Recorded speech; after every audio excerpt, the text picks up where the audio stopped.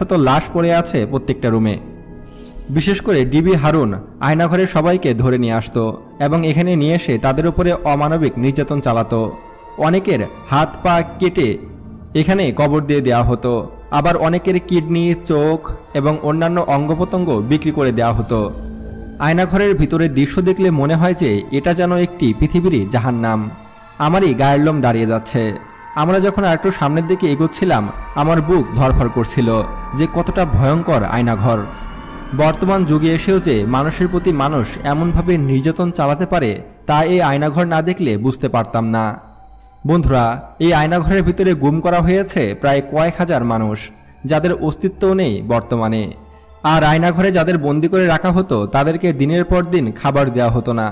যদিও মাঝে সাঝে খাবার জুটত, সেটা হতো ক্যাকটাসের কাঁটা অথবা খেজুরের কাঁটা অথবা ভয়ঙ্কর কোনো খাবার, অথবা পচা বাসি এঁটো খাবার তাদেরকে দেওয়া হতো, যেগুলো খেয়ে অসুস্থ হয়ে পড়ত বন্দিরা।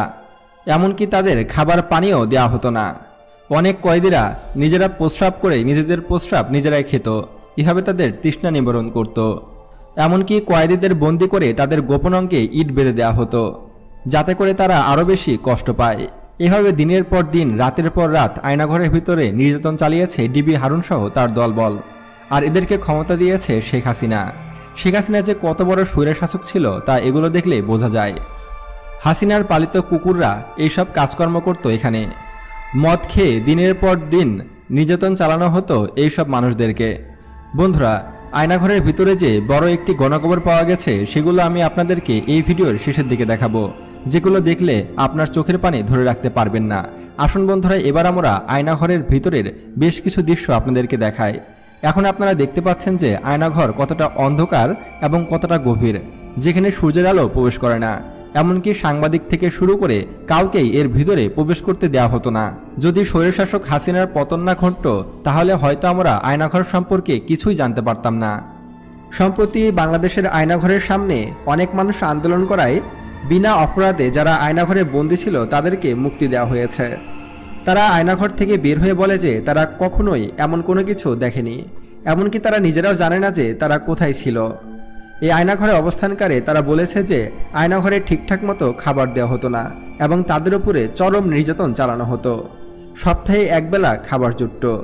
এমনকি এই আয়নাঘরে অনেকের আর্তনাদ দেওয়ালে ভেসে আছে।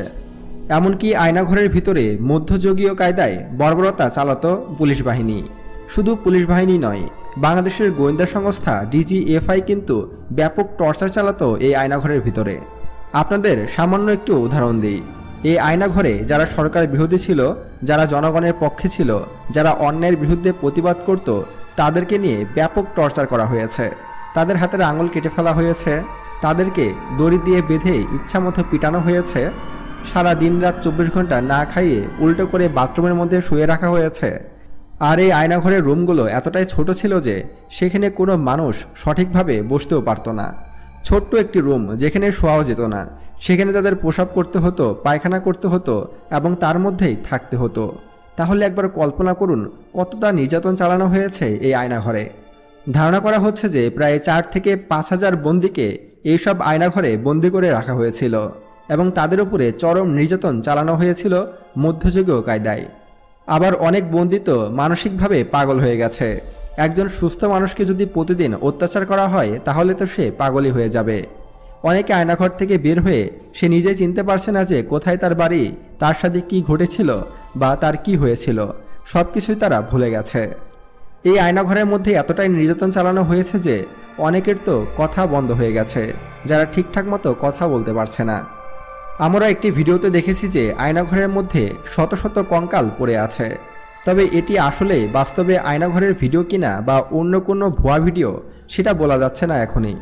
হতে পারে এটা আয়নাঘরের অপর কোনো চিত্র বা অন্য কোনো আয়নাঘরের ভিডিও। তবে আমার মতে এই ভিডিওটি সঠিক নাও হতে পারে। তবে বাস্তবে যে আয়নাঘর কতটা ভয়ঙ্কর ছিল তার বর্ণনা দিয়েছে যারা আয়নাঘরে ছিল তারা। অনেকে তো এখনও কথা বলতে ভয় পাচ্ছে, যদি তাদেরকে আবারও আয়নাঘরে পাঠিয়ে দেওয়া হয়। মানুষ কতটা বিকৃত মস্তিষ্কের হলে তারা এমনটা বলতে পারে তা ভাবা যায়।